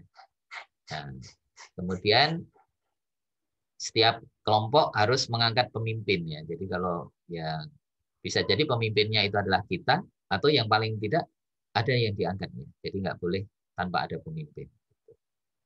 Nah, makanya ada suatu pernyataan yang disampaikan oleh kalau tidak salah itu dari seorang Khalifah Umar bin Khattab. Laisal Islam illa biquwatin, gitu. Tidak ada Islam kecuali dengan kekuatan. Gitu. Wala quwata illa bi umaratin, dan tidak ada kekuatan kecuali dengan harus ada pemimpinnya gitu ya.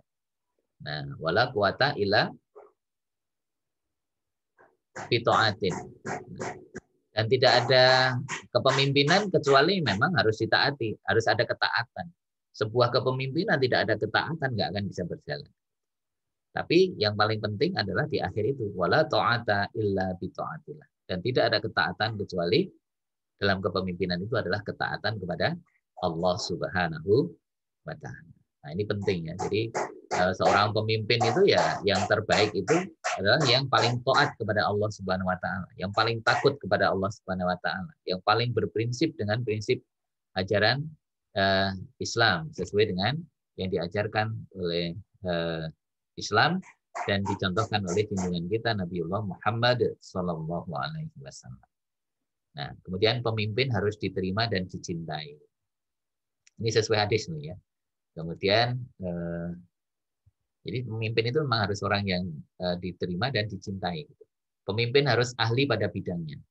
Sudah jelas kalau pemimpin bukan yang ahlinya, maka kata Rasul adalah fangtadhiris sa'ah. Maka tunggulah kehancurannya. Ini rambu-rambu yang penting bagi kita. Mengutamakan dan membela serta mendahulukan kepentingan umat. Ini terbukti ketika Rasulullah Shallallahu Alaihi Wasallam mau wafat. Ada 3 hal yang disampaikan, yang keluar dari lisan beliau. Pertama apa? Yang pertama itu adalah jangan tinggalkan sholat. Halo? Ya, jangan tinggalkan sholat. Ya. Kemudian yang kedua,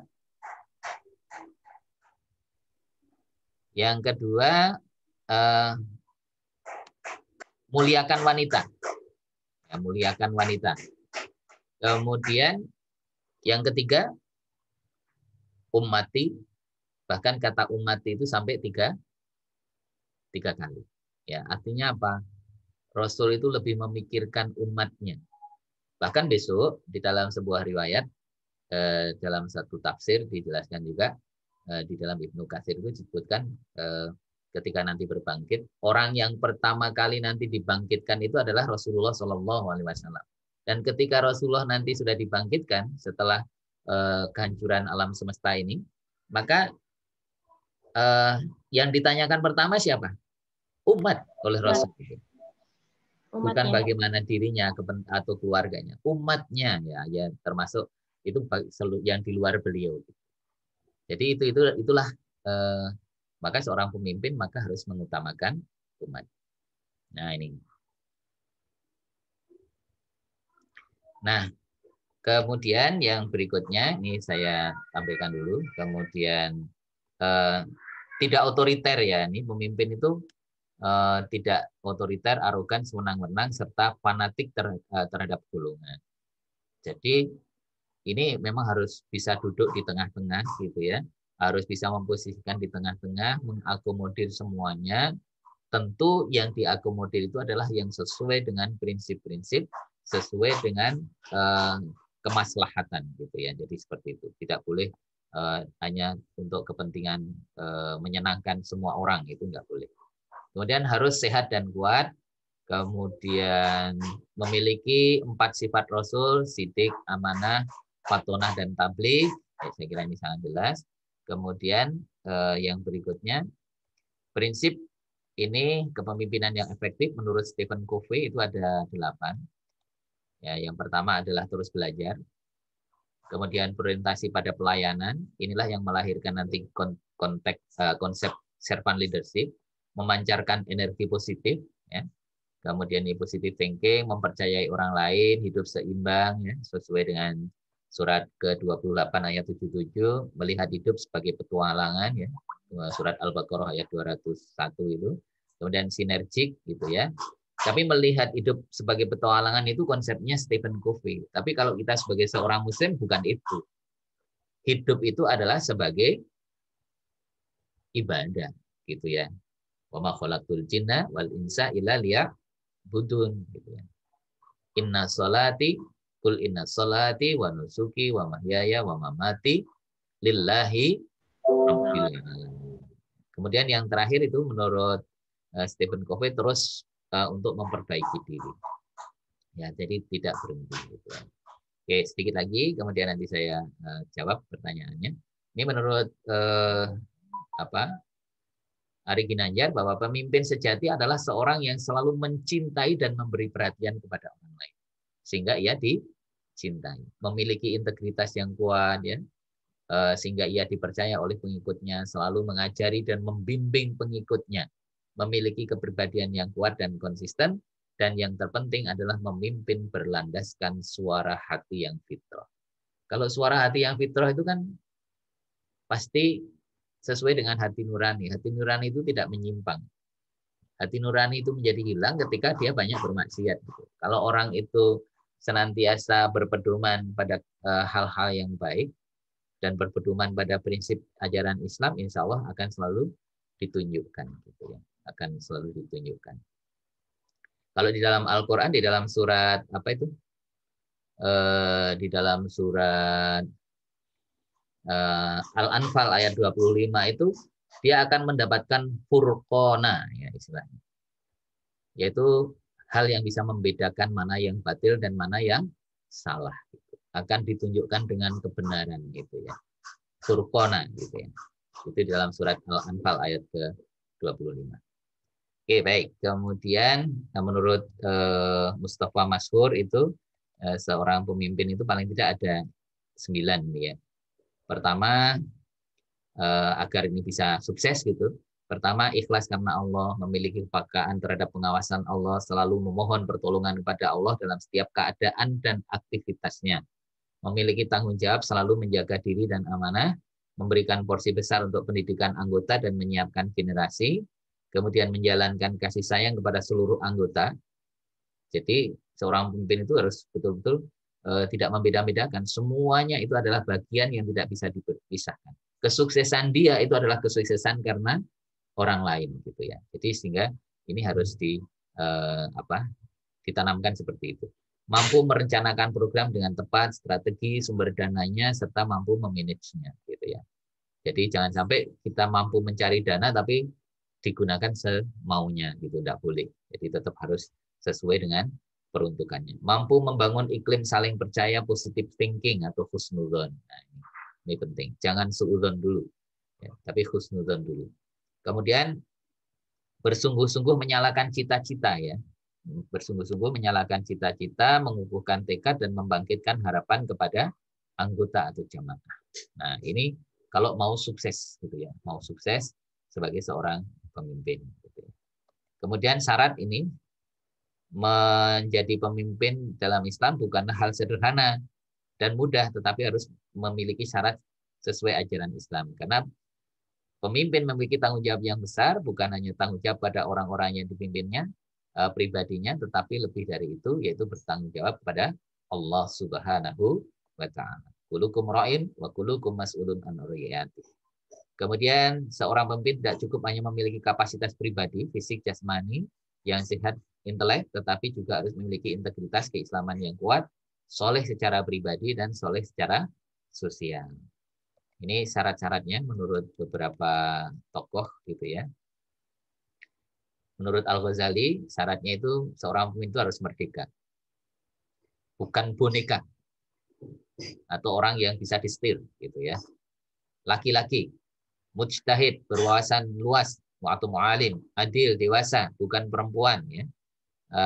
Orang yang buta, anak-anak yang fasik, orang jahil dan pembiu. Nah, ini syaratnya gitu.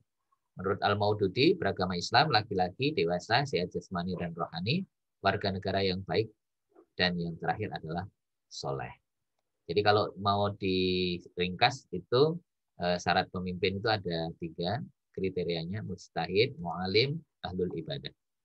Inilah yang saya kira penting dalam hidup dan kehidupan kita. Seorang pemimpin harus memiliki hal itu. Tentu yang sebenarnya masih banyak kriteria, tapi ini untuk kajian kita saja ya, sehingga paling tidak ketika kita sudah memiliki ini ya, semuanya ini insya Allah mudah-mudahan Allah mudahkan di dalam menjalankan tugas kita sebagai seorang khalifah fil ardh gitu ya. Baik, amin ya. Kemudian ada pertanyaan ini, apakah prinsip dari kepemimpinan dibangun oleh pemimpin tersebut atau dibangun bersama dengan para jamaah? Ini pertanyaan yang bagus. Jadi seorang pemimpin yang baik itu tidak mesti bahwa semua ide itu dari dia. Bisa jadi ide-ide itu dari orang lain. Coba kita lihat ya, kaitannya dengan konteks musyawarah juga ya. Ketika perang Khandaq itu ide perang Khandaq itu sesungguhnya dari siapa? Sahabat Salman Al-Farisi ya, mantan Yahudi ya, yang kemudian dia menjadi Muslim dan sangat kuat di dalam membela Islam dan memiliki strategi yang sangat luar biasa. Dan dalam perang Khandaq itu dulu umat Islam memperoleh kemenangan gitu ya. Jadi tidak kalah gitu ya. Jadi tidak kalah gitu ya. Itu karena strategi yang dibangun oleh Salman Al-Farisi atau diusulkan oleh Salman Al-Farisi dan kemudian diputuskan oleh Rasulullah sebagai semacam konsep gitu ya, prinsip yang dipakai pada saat itu. Nah, kalau prinsip, saya kira yang namanya prinsip itu sesungguhnya dalam arti yang umum kita sebagai seorang Muslim ya, prinsip-prinsip Islam itulah yang itu mestinya menjadi bagian dari semuanya. Ya, setiap insan harus memiliki itu. Tetapi ada prinsip-prinsip tertentu yang kemudian itu dibangun secara bersama-sama. Contoh ya, sebuah prinsip dalam sebuah institusi, nanti lembaga pendidikan yang dibangun oleh itu. Prinsip, semua sivitas akademika di lembaga ini harus semuanya hafal juz 30 umpamanya. Itu kan jadi sebuah prinsip ya. Prinsip, kalau tidak itu berarti nggak bisa. Nah, itu artinya apa? Disepakati bersama. Semua yang ada di situ harus melakukan itu. Itu minimal kan sebenarnya, minimal gitu ya. Kemudian yang kedua, harus selalu melaksanakan sunnah-sunnah Rasul. Apakah itu sunnah dalam puasa, sunnah dalam sholat gitu ya, termasuk sunnah-sunnah lainnya yang itu disunahkan oleh Rasulullah. Itu harus dijalankan umpamanya seperti itu.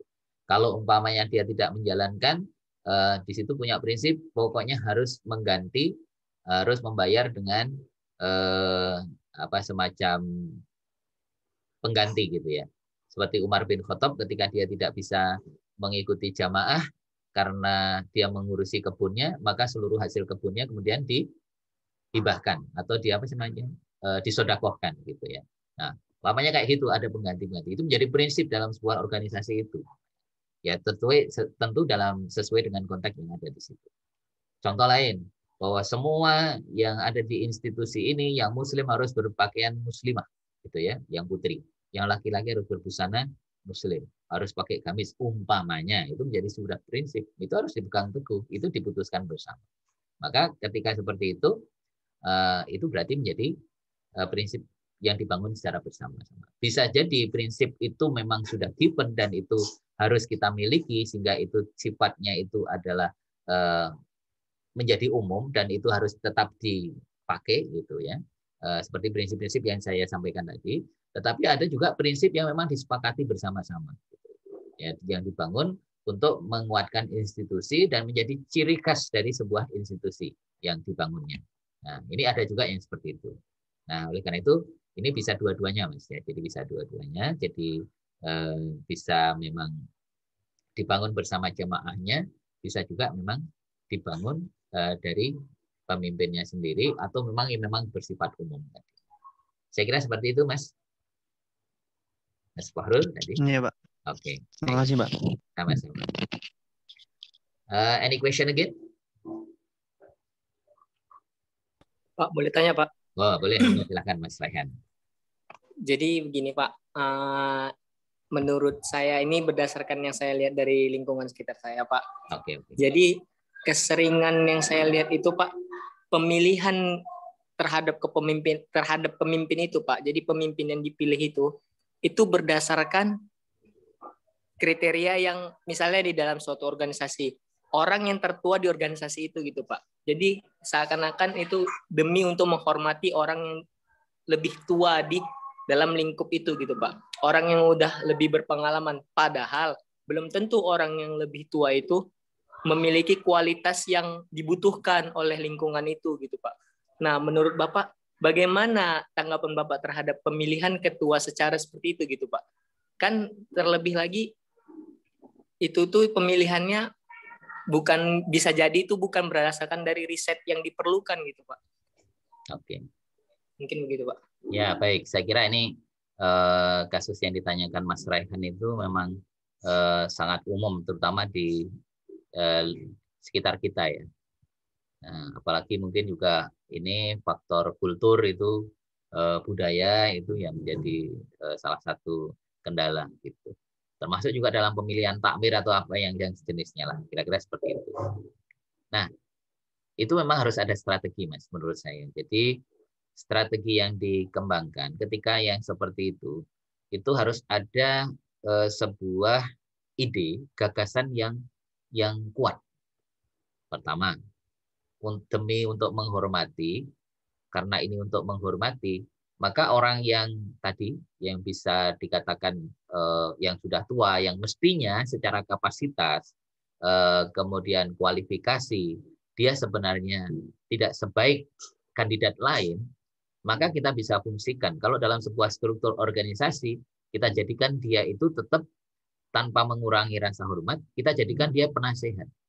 Umpamanya kayak gitu ya, pelindung gitu. Sehingga ketuanya itu kita bisa pilih gitu ya, kita pilih itu untuk diposisikan itu adalah orang lain yang memang sesuai dengan konsep dan juga lebih bisa diterima dan memiliki kapasitas. Itu salah satu cara yang pertama yang bisa kita lakukan. Kemudian cara yang kedua itu dengan cara dibuat ketua 1, ketua 2 gitu ya. Yang satu yang memiliki kapasitas, yang satu itu ya tadi ya dengan cara ya tetap didudukkan tanpa mengurangi rasa hormat. Dia bisa jadi diposisikan, diperkenankan karena ini untuk kaderisasi dan seterusnya. Umpamanya kalau beliau berkenan, maka dia yang kedua 2. Yang kedua 1-nya adalah yang orang yang terbaik tadi. Itu strategi yang kedua gitu ya. Nah, kalau strategi yang berikutnya ya, tapi ini sebenarnya strategi yang kurang baik ya. Jadi, tapi ini demi ya apa istilahnya menjaga, ya biarin aja sampai waktu tertentu. Tetapi sebenarnya itu akan menjadikan tidak ada perubahan. Padahal esensi kepemimpinan itu kan perubahan gitu ya. Nah, oleh karena itu menurut saya strategi pertama, kedua tadilah yang perlu kita kembangkan. Kalau yang strategi ketiga ini ada juga beberapa kasus di beberapa tempat. Udahlah biarin aja sampai beliau itu mohon maaf bahasanya itu sampai saatnya nanti beliau dipanggil oleh Allah Subhanahu wa taala gitu. Karena memang sudah sulitnya mengganti gitu kan. Sulitnya mengganti gitu ya. Dan ada yang memang malah nggak mau diganti gitu. Padahal tidak punya kapasitas gitu. Padahal ada orang yang lain yang lebih berkapasitas tapi malah dibenci. Dan hal itu dalam praktek kehidupan bermasyarakat itu sering terjadi yang seperti itu. Nah, menurut saya dengan cara strategi-strategi 1-2 tadilah mungkin yang terbaik yang bisa kita lakukan, Mas Raihan. Barangkali seperti itu. Halo, Mas Raihan masih ada? Atau masih Pak? Okay. Masih mendengar Pak. Bisa menangkap apa yang saya respon tadi? Bisa Pak. Oke. Insya Allah. Ya, baik. Terima kasih Pak ya. Sama-sama. Oke. Baik, saya kira itu. Masih ada? Monggo dipersilakan kalau masih. Apa yang saya sampaikan bisa dimengerti, diterima? Insya Allah, Pak. Insya Allah bisa, Pak. Oke. Baik, ini sekaligus saya informasikan bahwa minggu berikutnya nanti kita asinkron. Nanti akan saya berikan materinya, saudara nanti mereview.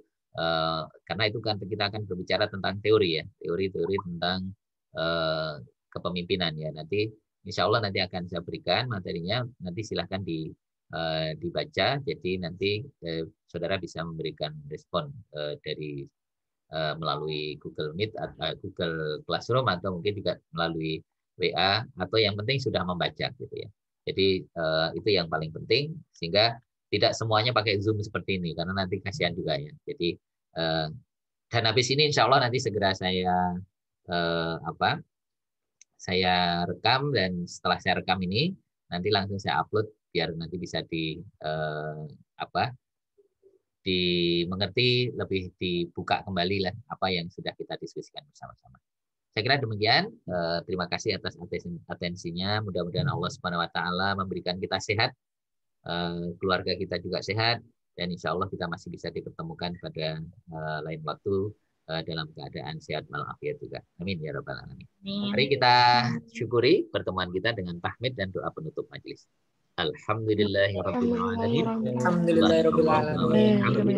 Asyhadu an la ilaha illallah. Astagfirullah wa atubu ilaik. Ya, selamat ketemu pada pekan yang akan datang. Assalamualaikum warahmatullahi wabarakatuh. Waalaikumsalam warahmatullahi wabarakatuh.